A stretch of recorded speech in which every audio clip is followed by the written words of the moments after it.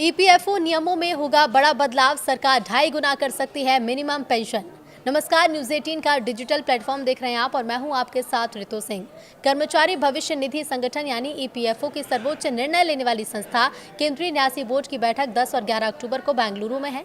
खबरों के अनुसार इस बैठक में न्यूनतम पेंशन राशि को 1,000 रुपए से बढ़ाकर 2,500 रुपए प्रतिमाह करने के प्रस्ताव पर चर्चा होने की संभावना है।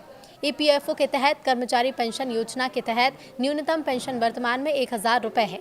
ये राशि 2014 में तय की गई थी और तब से इसमें अब तक कोई भी बदलाव नहीं हुआ है। विभिन्न कर्मचारी संगठन लंबे समय से मांग कर रहे हैं कि मौजूदा महंगाई को देखते हुए 1,000 रुपए की राशि बहुत कम है।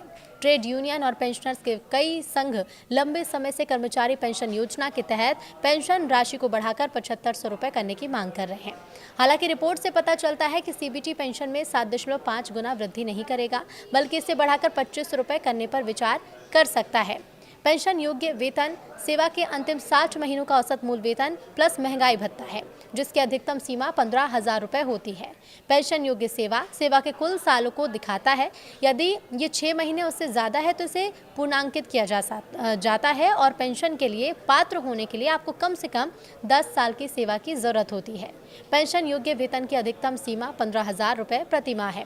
इसका मतलब है कि यदि किसी सदस्य ने 35 साल तक सेवा की तो उसे लगभग 7,500 रुपए प्रति माह पेंशन मिल सकती है।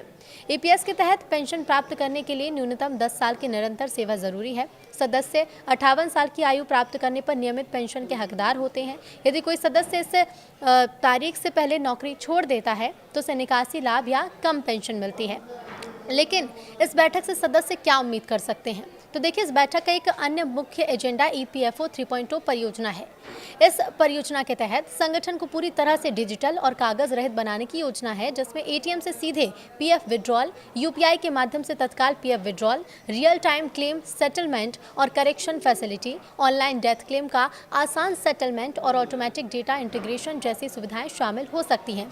इन्फोसिस, विप्रो और टाटा कंसल्टेंसी सर्विसेज जैसी बड़ी भारतीय आईटी कंपनियों को इस बड़े पैमाने पर तकनीकी एडवांसमेंट के प्रबंधन और कार्यान्वयन की जिम्मेदारी सौंपी गई है। तकनीकी टेस्टिंग और सिस्टम इंटीग्रेशन चुनौतियों के कारण देरी के बीच अब यह परियोजना अगले साल ही शुरू होने की संभावना है। लेकिन इस बैठक में कौन से मुख्य फैसले लिए जा सकते हैं?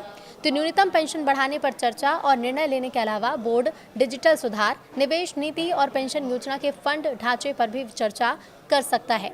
हालांकि अंतिम निर्णय के लिए सरकार की मंजूरी जरूरी होगी, लेकिन इस बैठक के परिणाम लाखों पेंशनर्स और कर्मचारियों के भविष्य को प्रभावित कर सकते हैं। कर्मचारी संघ का कहना है कि 1,000 रुपए की न्यूनतम पेंशन अब मान्य नहीं है। एक श्रमिक संघ प्रतिनिधि ने कहा कि इस राशि पर कोई भी गुजारा नहीं कर सकता। सरकार को महंगाई को देखते हुए इसमें पर्याप्त वृद्धि करनी चाहिए। और अब सबकी निगाहें 10 और 11 अक्टूबर को होने वाली सीबीटी की बैठक पर टिकी हैं, जहां कर्मचारियों के लिए बड़ी राहत की घोषणा की उम्मीद की जा सकती है। आपको इस बैठक से क्या उम्मीदें हैं? हमें कमेंट बॉक्स में ज़रूर बताइए।